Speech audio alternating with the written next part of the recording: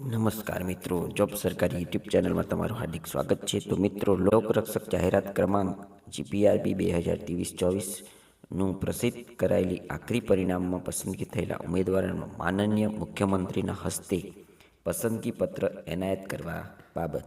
તો ઉપરોક્ત વિષય એ સવિનય જણાવવાનું કે ગુજરાત પોલીસ ભરતી બોર્ડ દ્વારા લોકરક્ષક ક્રમાંક GPRB 2023-24 અન્વયે રાજ્ય પોલીસ દળમાં વિવિધ સંવર્ગોની કુલ 12,000 જગ્યાઓ સીધી ભરતીથી ભરવા અંગેની ભરતી પ્રક્રિયા પૂર્ણ કરી તારીખ 12/12/2025 રોજ ઉમેદવારોની આખરી પરિણામ યાદી અત્રેની કચેરી ખાતે મોકલી આપેલ છે। બોર્ડની વેબસાઇટ ઉપરથી જાહેર કરવામાં આવેલ છે।